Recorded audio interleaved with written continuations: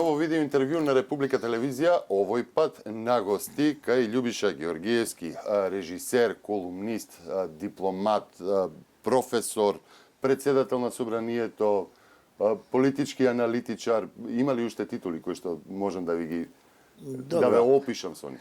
Ова аналитичар, да го прескочиме, не е популарно во последно време. И се многу има политички предвидувач на политичките состојби. Не, него човек кој мисли политички, како и секој човек. Денес, ако не мислите политички, нема како да мислите. Иако морам да признам дека сум малку ван финиот допир со политиката, затоа што активно не се занимавам со политика веќе 3-4 години. Не сум така најфино наштимуван, ама ќе се обидам некој свој согледови да изнесам. Значи не треба да ми се верува сосем, треба да ми се верува со резерва, затоа што не сум во матицата на политичките настани. Так. Меѓутоа, неколку ваши настапи во предходно во целост го опиша она што го живее Македонија сега. Сега сме во очекување на резултатот на, ќе ве цитирам, хистеријата на еден кодошки менталитет. Тоа го посочивте во февруари, кога еве ќе повторно ќе ве цитирам, велите за изборите како столб на демократијата дека биле испоганети, а и дека е опозицијата во обид да испогани и да го испогани и третиот столб на демократијата, а тоа е судството. Па како вие го долкувате сега од овој аспект договорот од Пржино, ако се оставовите од февруари? Ама видите сега во политичките предвидувања или проекции или како сакате наречете ги, има една голема доза на опасност. Затоа што политиката е еден многу флуиден феномен. Токму толку флуиден колку е и самиот живот. Така да има една доза на опасност да погрешите. Но вие по мене го кажавте клучниот збор. Тој клучен збор во предвидувањето е сега. Именно уште прочуениот император, а истовремено и философ римски Клаудиус има речено дека кој ја гледа сегашноста, го гледа и минатото и сосем јасно ја гледа и иднина, она што ќе се случи во иднината. Значи, од увидот во она сега зависи све. Мислам дека политичарот треба да има многу остар увид во ова сега, за да може да донесува визионерски одлуки и да е спремен за сите тешки моменти кои го очекуваат понатака. Сега, како да ви кажам, тоа е првиот услов за да се огледате една ситуација политичка и секаква друга во рамките на она сега, во на најактуелните, во она што боли, нема анестезија. Нели? Првиот услов е да го гледате феноменот на домашната политика како само еден дел, и кога се работи за Македонија, едно ситно делче од глобалните настани. И сега што глобалните настани може да се дефинираат како една голема транзиција. Светот е во голема транзиција. Човештвото е преплашено од собствениот заклучок дека решило да се самоуништи. И тоа не е лудило, тоа е лудило. Самоуништувањето е видно лудило, но тоа е и вистина, и тоа е страшно. Сите сме преплашени од тоа што гледаме, а не можеме, немоќни сме да направиме нешто. И од таа преплашеност, од една страна, и од друга страна од решеноста да се самоуништиме, произлегуваат сите овие хистерии, сите овие што ги наброевте во тоа прашање. Значи, што се случува? Хистерија на кодошки менталитет. Во светот што се случува? Во светот се случува една декомпозиција. Све се декомпонира. Државите се декомпонираат.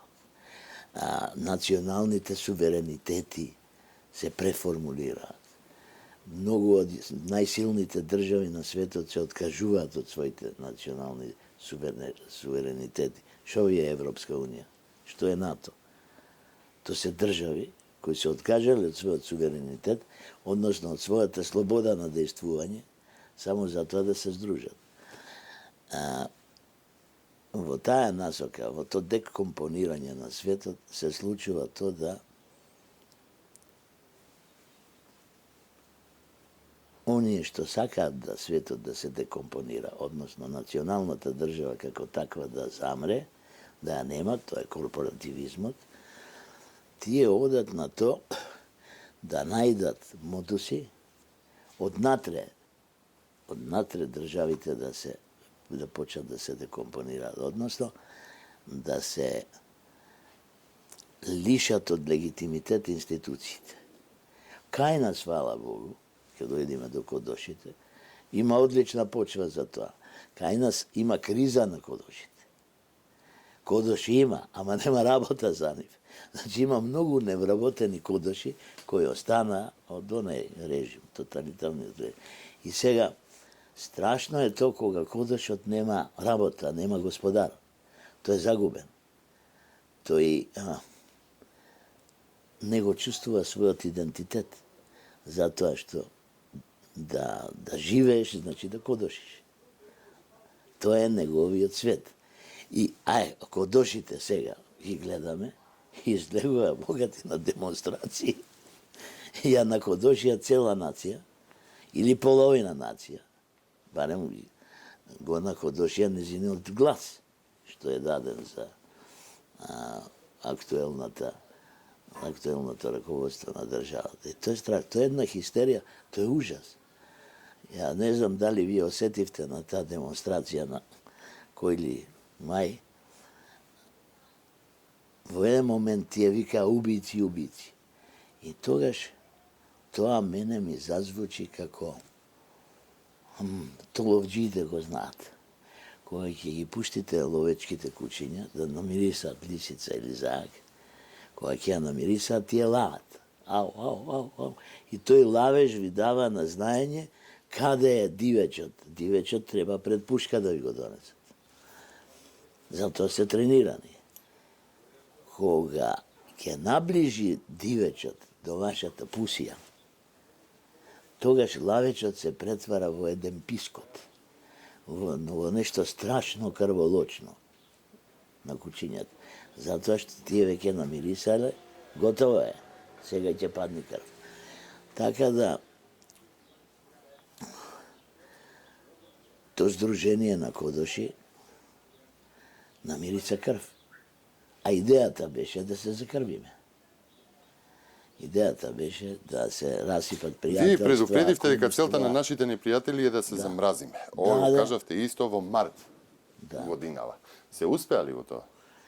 Па да ви кажем како, нашиот народ е чуден народ. Тој бил предолго во робство, за да е наивен. И тој може и да се закрви меѓусобно, ама тешко. Не врви, не сме ние тој менталитет.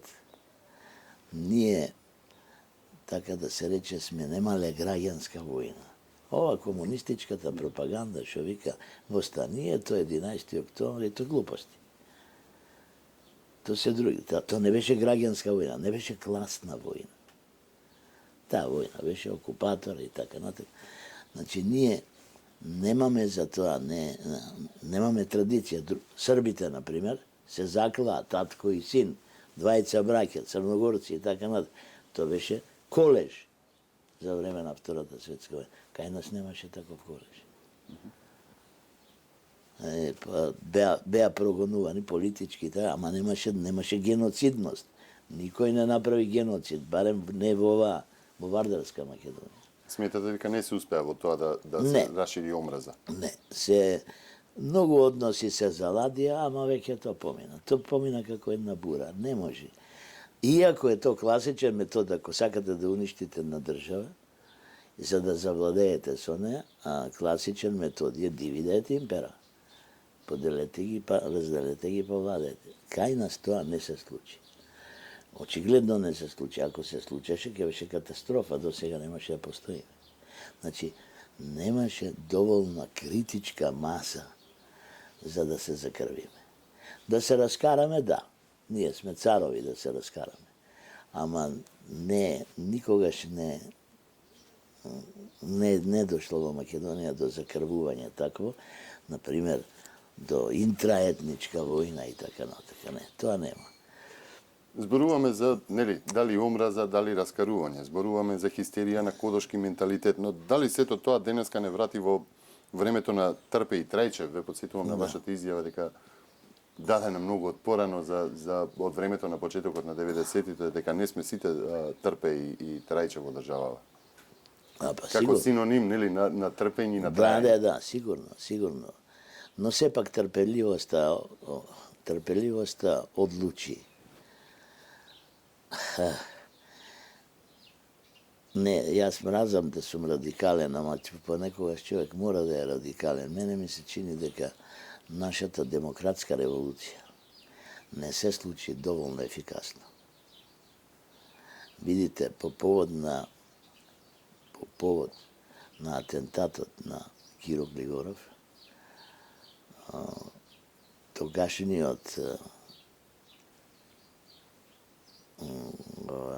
тогашната ДБК даде изјаве дека се активирани сите 20.000 активисти, читај кодоши, во истрагата. Ние, кога ја водевме кампањата 94 година, говоревме дека има 12.000 кодоши во Македонија. И јас тоа го говорев со блага автоиронија, дека претерувам, ама и со една свест дека кога водите политичка кампања, или претерувате или паѓате на избори, нема друго. И многу кратко после тие избори, кога стана цела работа, самите си признаа дека има 20.000 надворешни соработници. Така ги вика. Па знаете што тоа е 20.000? Тоа значи на 2 милиони луѓе, 20.000, израчунајте сега, колку биле кодаши. Во Бугарија, како амбасадор тамо доживеав најмалку 2 таласи големи на лустрација, неуспешни. И на крај, тогаш вашите колеги новинари некои, добри новинари, пишуваа дека не е можно во Бугарија да се спроведи лустрација, затоа што вели ние сите бевме кодоши. Баш вака, сите бевме. И се смеевме долго време, сите. Се смеевме, ама исто така со едно чувство дека значи имаше многу. Како оценувате лустрацијата во Македонија? Еве, заврши тој процес. Не, он почна, ама не, тој заврши юридички. Не би знаел да кажам дали е добро што заврши. Иначе, се е добро што се на некој начин се демфува омразата, се демфува лоши спомени, така се е тоа добро, тоа е политички добро. За вакви земји како нашата, секој потек на разум и на оладување на страстите е добар. Од тој аспект тоа е добро што се прекина, но прашање е дали тој е прекинато, тој процес прекинат де факто. Прашање колку од нив остана е многу. Не може 200 или 300 души да држат цел еден режим 40 години. Беа повеќе. Ама добро. Не сум сигурен дека е добро, но добро е во принцип. Во принцип е добро. Инаку пак ќе се отвори. Тоа е рак рана, тоа мора да се очисти. Ама тоа ќе се очисти дури со смена на генерации.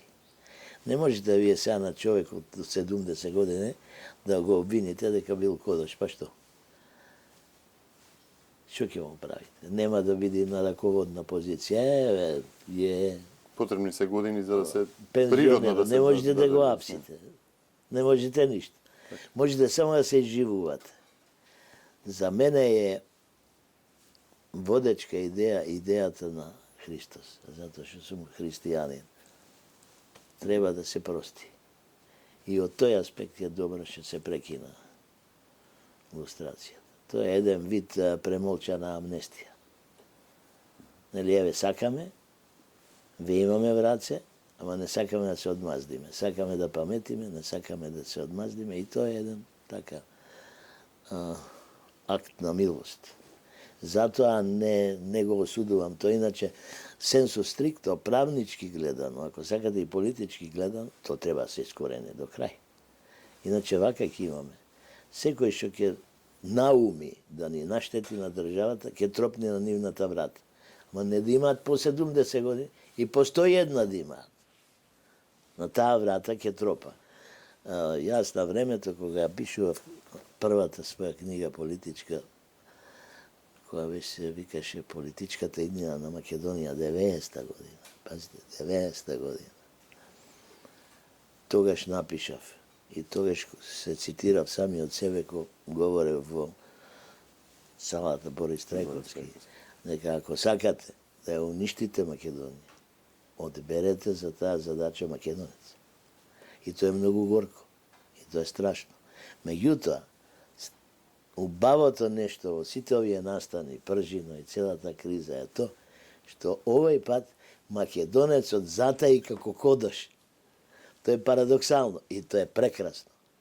Затаи како кодош му проработи душата и рече не. Така што, затоа ми се чини дека тоа е сега треба да се остави таа тема. Зборуваме за кодошите, зборуваме за опозицијата, за политичката ситуација во Македонија, за постпржинска Македонија.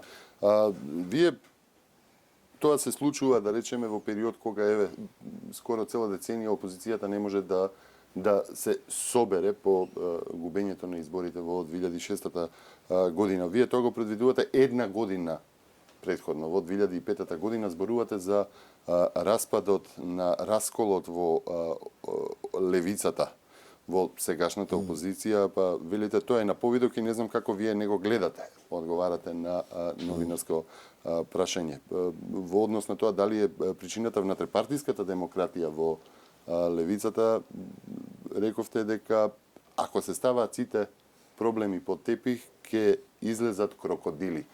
Излегува ли сите крокодили овие 10 години? Па, знаете како? Не би се осмелил да кажам дека излегува сите.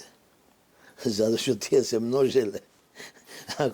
Ако ставите 2 крокодила под тепих, после 5 години ќе добиете 200. Значи, тие крокодили ќе излегуваат се уште во Македонија, затоа што јас имам еден впечаток, апсолутно силен впечаток, без никакво сомневање, дека кога бевме истерани од парламентот и од власта после изборите 91 кога ги добивме како ВМРО, тогаш се случи една перфидна, би рекол, едно перфидно предавство. Ставете се на чело на Македонија за таа да не стане држава. Тоа е парадоксално, али ако ги гледате сега наназад на станите, ќе видите дека врхушката тогаш кога беше на Македонија е таа на дело. Таа и сега на дело. Како опозиција. И таа врхушка имаше за задача да не стане Македонија. Или да кочи колку што може. Или да се роди некако со некоја мана. Па вие знаете она прочуено веќе одолго лечување во Њујорк, кога не сакаа нашите да подпишат. Па јас сум сведок на тоа, сум гледал, вие сте помлади луѓе, како беше траурик, цел парламент, цела левица на Македонија плачеа кога дојде првото признание на Македонија, па второто, па третото признание, па тие тоа го доживува како со огромна траума. Им се отвараше работа. На газдите не знаеш што да им речат. Ама Македонија воскреснуваше. И воскреснувањето е работа која е Божја. Не може да се раслива. Ама постојат историски потврдени податоци. Еден тамо во парламентот министер рече Македонија самостојна, само преку мене мртов. Во нашиот парламент. Во онај парламент во кој сега демократите не се враќаат.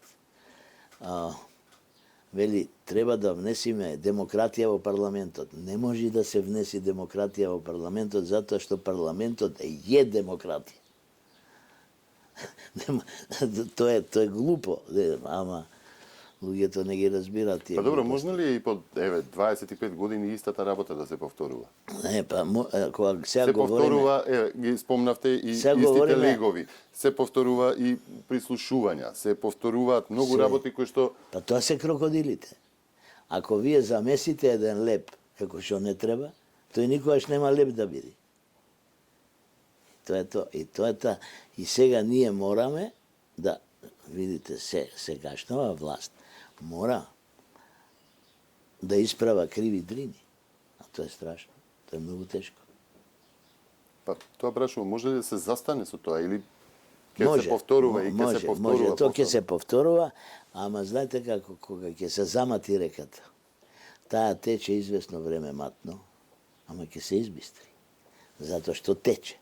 Ние направивме власт и држава во која реката тече. И тоа им пречи на многу луѓе. Тие не се сладководни пастрмки, тие се жабјаци. И тие сакаат жабокречина. Креката, а сега тече. И штом ќе протече водата, нашиот човек рекол дека ако е вода помини преку 7 камчиња, таа е за пиење. Не знаел ни лаборатории, ни мито, такви работи, анализи. Минали преку 7 камчиња, водата, таа е за пиење.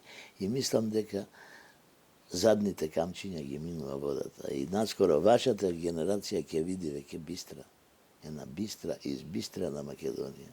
Сиромашна, каква таква, тоа е веќе друго прашање, ама се чисти. И сега, затоа се тие возбудени. Ќе се дочисти. Ако ќе се дочисти, ќе се види што имало внатре. И тој ќе биде страшно. И тие, мислам, се повторува. Вие бевте председател на собранието кога и во тој период, значи некаде после 2006 година, и тогаш имаше доста театралности во парламентот. Та парламентот е по дефиниција театар. Значи има диалог. Не, без диалог нема театар. Без диалог нема ни парламент. Има диалог на спротивставени страни. И тоа нема театар ако двете страни не се спротивставени. И како да ви кажам, има дресови дури. Едни се црвени, едни бели. Едни се комити, другите чкембари. Тоа е тој модел на мислење. Така што драматичноста на секој парламент говори за неговата виталност. Тоа не беше моја заслуга, тоа беше заслуга на околностите.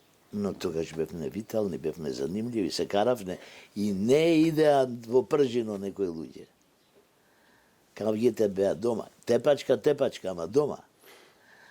Токму во таа насока И сакам да ве прашам. не ни идеа Како, луѓе од еве, пржино. пржино е само резултат на една низана серија во овие 25 години од лидерски средби, од средби помеѓу четирите, да речеме, највлијателни партии, кои што, да речеме, составот до сега е само сменет со една партија, од четирите. И потоа тоа се што е договорено таму се пресликува во парламентот, каде што поминува по некоја кратка видите, поставка пржино- без големи политички диалози внатре. И како ја оценувате работата, улогата на парламентот, кога веќе еднаш напоменавте дека не може да се врати демократијата во парламентот, бидејќи парламентот е демократијата? Видете пржино што е, ќе ви кажам јас со попрости зборови.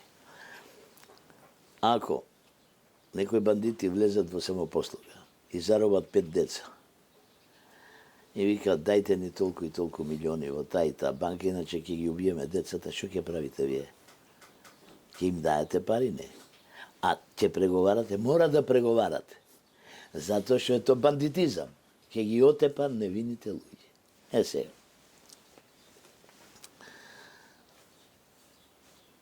во таква една ситуација, знаете што мислам, знаете кои се ролите тука, ние моравме да преговараме. Иначе, пржино е еу ипсо абсурд над абсурдите. Видите зошто? Пржино е базирано на состанок, односно на консензус на 4 најголеми партии. Значи се признава дека има најголеми, помали, големи партии. Значи, ако е така, тогаш, пошто се другите партии помали? Ако може да се спореди СДС со ВМРО како голема партија, тоа е зашто да не биде некоја X партија, која има и 3 члена, помала, во шо помала? Не признава уставот, демократијата, не признава мала и голема партија, тоа е болшевизам. Значи, пржено е болшевистичка идеја. Али идеја во која требаше да се компрометира победникот на изборите, оти многу се засиливне, брате. 10 избори поред, како то не може да го разбери никој. Европа не може да ја разбери таа работа. Али таа работа е зато се посебни држави. Значи, пржино е нонсенс. Второ, што значи то специјален обвинител? Во кој устав тоа го пише? Нема устав. Значи се собрале некои, ама најголеми партии. Нека се најголеми, не знам што. Тие го кршат уставот. Значи, прживно признава дека нешто поголемо има од уставот. А што е поголемо од уставот? Интересно. А ние па мораме како најголема партија, по некои етички правила, вие ако гледате некој дека тепа дете, морате вие да се степате со него. Ако сте човек. Ако не сте, ако сте крокодил, ќе си замините. И ние моравме ние по цена на то да загубиме дел од најверните наши луѓе, да преговараме. И тоа е страшно.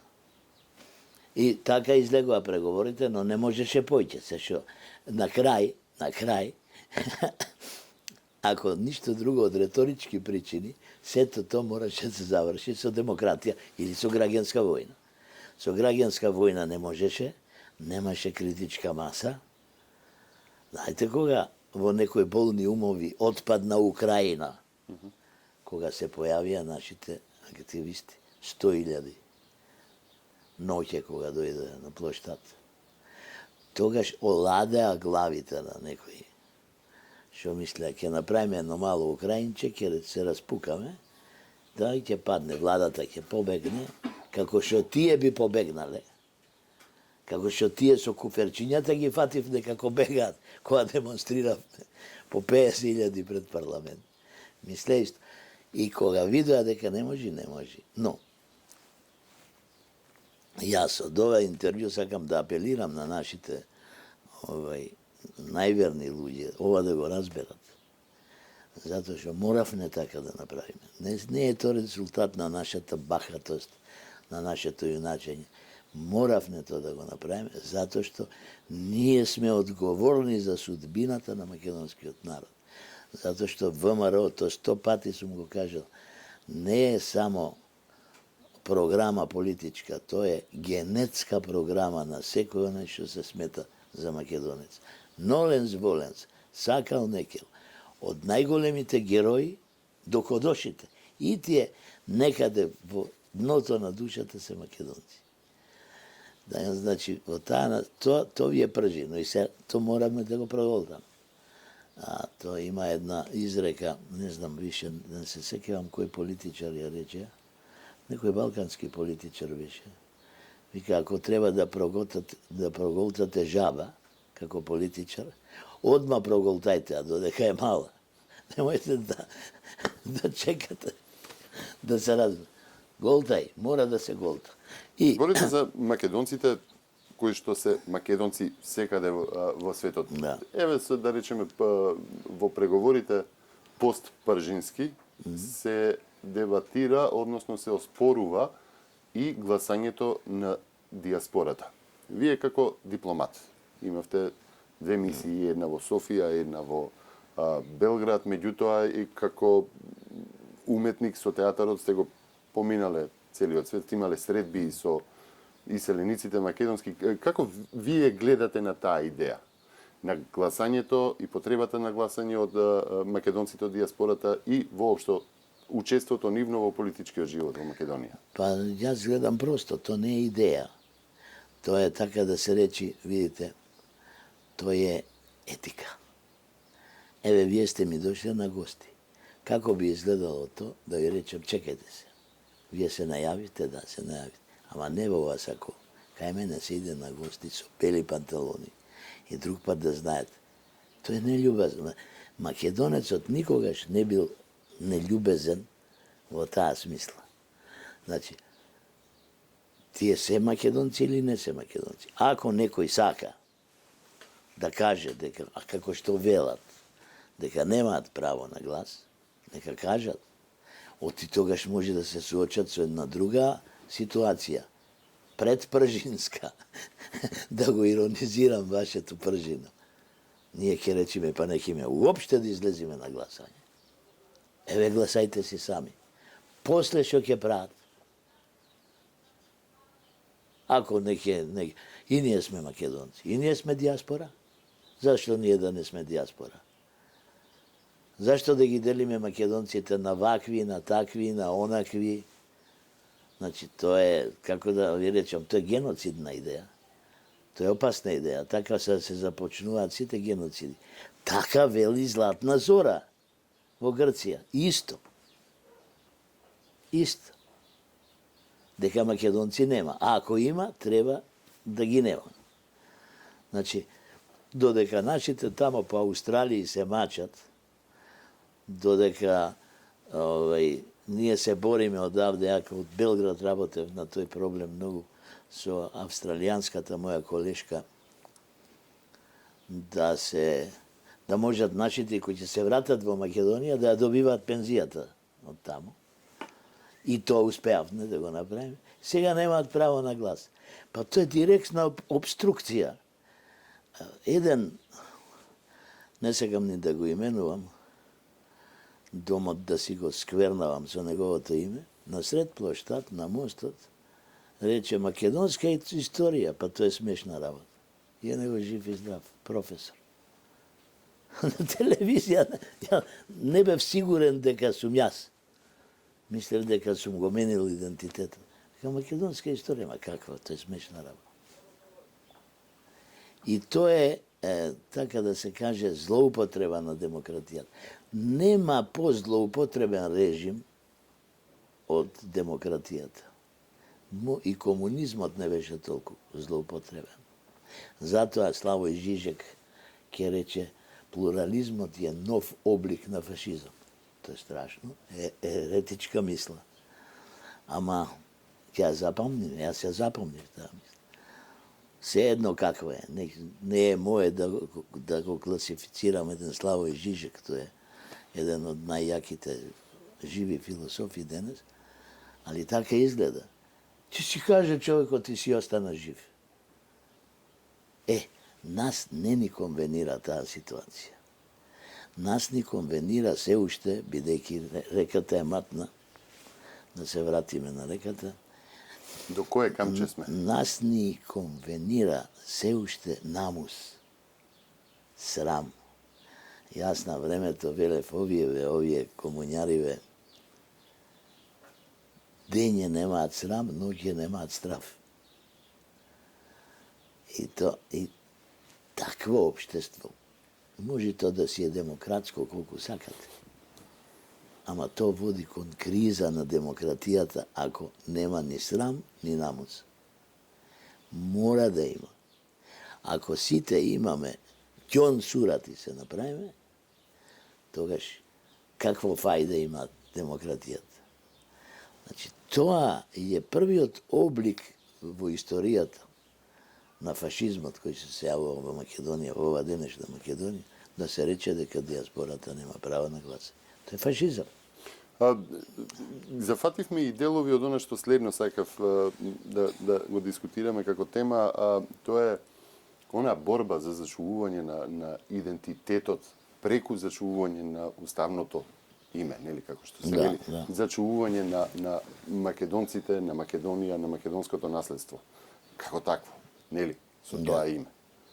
Па, вие бевте, еве да речеме, како почеток на поедовна точка, бевте амбасадор во Софија, од каде што исто така потекнуваат некои оспорувања, исто како што има и оспорување и од Грција, ја спомнавте Златна Зора. Па сега во тек е некој договор за изработка на некаков текст за договор за добрососедство. Како вие гледате на таа работа? Јас ќе ви кажам конкретно некои работи. Околу тоа бугарскиот проблем. Кога ја пишував политичката иднина на Македонија, имаше едно поглавје како ќе обстани Македонија. Тамо признајте дека предвидував 10.000 професионалци. Тој е куриозитет. НАТО после рече 8.000. А не сум стручак, не сум генерал, јас сум прост војник. Во војска сум служил, прост војник. Значи, и леге артис сум напишал дека Македонија ќе се брани со телефон од Вашингтон и од Москва. Никако другачи. Значи, тогаш армија се правише, Киро Глигоров блефираше, армија со српски чекор, строев и така натака. Сега, кога бев во Бугарија, тогаш ги подсетив бугарите на еден неофицијален скуп, дека Македонија ќе обстане војно вија негатива. Како вија негатива? Така викам што. Претензиите на Бугарија на Македонија се до Охрид и до Солун. Претензиите на Србија се до Солун. Претензиите се на Албанија до границата со... Значи, претензиите на Грција се до Вакарно гумно, до Велес тамо. Значи, викам, претензиите на нашите комшиски држави, потенцијална, кои представуваат потенцијална воена опасност за Македонија, имаат оверлепинг. Се поклопува. И викам, вие не можете да водите војна против Македонија. Него ќе водите војна едни против други за Македонија, како што беа двете балкански војни, а после почнали војна, викам, да не разговараме за резултатите. Резултатите ќе видат општа смрт. Значи, тоа е премисата. Во истовремено тогаш се преговараше за еден документ врз база на кој денес се прават преговорите за добрососедство. И јас тогаш предложив како амбасадор да Македонија направи еден така да речем, како да го наречам тоа, еден балкански силен потез дипломатски и да побара да подпише договор со сите соседни држави, договор мировен. Јови, како мировен? Па не сме во војна. Па не знаат ништо. Тоа каже, да не го каже министер. Како вика, па ние не сме во војна. После секоја војна има разни новонастанати држави, скратени држави и така натака, се прави мировен договор. Тоа значи договор за мир. Ние сме нова држава на Балканот. Ама ние не сме нова, ние водиме потекло од Александар Македонски. Тоа да, ама ние сме нова, дипломатски нова држава. Ново признаена држава. Треба да склопиме мир, договори за мир со сите држави. И од тука потекна идејата после владата тогаш на ВМРО да направи контакти посилни и потекна идејата да се направи еден нацрт на мировен договор, не да се вика мировен договор, на Балканот ако спомните мировен договор, подобро спомнете војна. И работевме на тој договор, но после пад на владата беше не постпржинска, пострамковна Македонија, дојде нов министер кој го фрли тоа. И сега се ископа то парче хартија, недоработено, и сега, фала Богу, се работи на то. И мислам дека имаат големи шанси да се направи еден таков договор, преддоговор за мир, во кој ќе се разјаснат некои работи, историски ќе се попушти едни до други и така натака. И мислам дека тоа ќе успее. Дотолку повеќе што Бугарија стално овде ми се качија, со право. Ние први ве признавме. И вие тука не можете да речете ништо друго. Луѓето си фатија ред. Така што мислам дека тамо ќе почни. Второто нешто е со Србија е окей работата. Бев и во Србија амбасадор, тамо имаме мал проблем со црквата. Тој не е мал проблем, тој е голем проблем, ама дипломатски е мал проблем, затоа што двете страни можат да речат ние сме световни држави. Тие поповите тамо нека се караат. И тамо, и тука треба да подпишеме еден таков мировен договор. И мислам дека дури тогаш ќе можеме да имаме равноправна преговарачка позиција со Грција. Затоа што грците не била, па вас никој не ве признава. Ама не признаваат толку и толку земја. Абе соседите не ве признаваат. И тука сме на тесто. Мислам дека треба така постапка. Со Србија имаме големи шанси, огромни шанси. Со Бугарија имаме огромни шанси. Тоа да се среди, па и со Албанија, зошто да не? Зашто и Албанија има такви цели кон Европската Унија и кои се направат тие мировни договори, тогаш треба да им кажеме на Грцијата, господа Грција, сега сте вие наред. Или за мир, или за војна. Ако сте за војна, кажете. Так. Ама никој не е за војна. Така што то мислам да е патот. И тој пат е едини, не што мислам јас, него што е навистина едини. Нема како да се избегне од тој пат. Зборуваме за дипломатијата, зборуваме за балканските состојби. На почеток на интервјуто ги спомнавте дека светот денеска е во еден се декомпонира. Се декомпонира. Тоа овие го вика европјаните транзиција, море. Да. Ние кога бевме комунисти го викавме револуција. Почесни бевме. Ове се го вика транзиција. Лани во февруари, повторно ќе ве навратам на едно интервју, дадено повторно за Република. Велите дека зборувате за лудилото како благослов во животот, меѓутоа велите лудилото тако го доведува во прашање светот. И тука го поставувате прашање кој свет, овој свет што не личи на ништо во последно време. Да. Ако не ви личил светот ништо во последно време во февруари лани, како ви изгледа денеска, имајќи го предвид и текстот кој што го завршувате во овој период посветен на тероризмот и демократијата? Да ви кажам, пред се гледано феноменолошки, философски, ако сакате, светот е онаков каков што го мислиме ние. Светот објективно не постои. Светот постои само во нашите глави. Сега, ако е светот таков, каков што е, ние не чиниме на светот, ние го правиме тако. И тоа е само една метафорична изјава, значи светот ваков како што е не вреди. Не вреди затоа што ние не вредиме. Значи ние мораме да се поправиме и папата кажа нешто многу интересно во Конгресот амерички, вика секој човек има едно место во душата кое е меко место, душевно, човечко. Дајте да се обратиме на тоа место ќе не поучи што треба да правиме, не некој друг.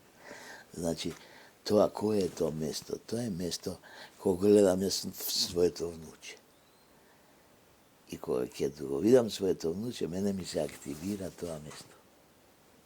И тогаш сум не човек, ангел. Ако ќе го заборам тоа место во мене, тоа место ќе закржглави, ќе го снема и после сум крволок. Значи, мислам дека основната дилема која ќе одлучи судбината на цела планета е таа. треба да се совпадне, то се Божи работи, треба да се совпаднат на 3, 4, 5 или 9 големи луѓе, со големи срца и со големи умови, и светот одненаш ќе блесне како стихот на Рацин, силно светнал ден. И то по законите на случајноста мора да стане. Ако не стане то, светот нема никаков излез. А светот не е створен од Бога за да пропадне од глупаци. Без оглед дали се од Муртино или од Куртино. Значи, светот е створен да биде спасен од умните луѓе. Така што, така ќе ви јас верувам од тоа дека така. А иначе вака како мислен од нас, не изгледа добро. И јас се ставам во тие мислители на светот, кои не го прават добар. Оти тоа е прво. Како да ви речам, тие големите луѓе, големите луѓе на човештвото, јас стално и на своите студенти им ја кажувам таа приказна за 7 грчки мудреци, кога на мудрецот Талес од морето му изфрлило пехар, златен пехар, голем, на кого пишува на најмудриот грк. И тој го земал пехарот и трчал кај пријателот него философ, на ова за тебе. И овој друг го зел, не, трча кај третиот, на ова за тебе. И уште трчаат. Уште трчаат. Значи, таков свет и такви луѓе ќе мора да се совпаднат, да бидат партнери. Како што се совпадна тогаш, се совпадна и Рузвелт, и Черчил, и Сталин, најголемите непријатели меѓу себе се состана за да го спасат светот, не од Хитлер, од глупоста. Професоре Георгиевски, амбасадоре Георгиевски, председателе Георгиевски, јас ви благодарам што не примивте кај вас дома и ова телевизиско интервју на Република го реализираме тука кај вас на гости. Баш ми беше пријатно. Ви благодарам на вниманието. Следете не на Република телевизија.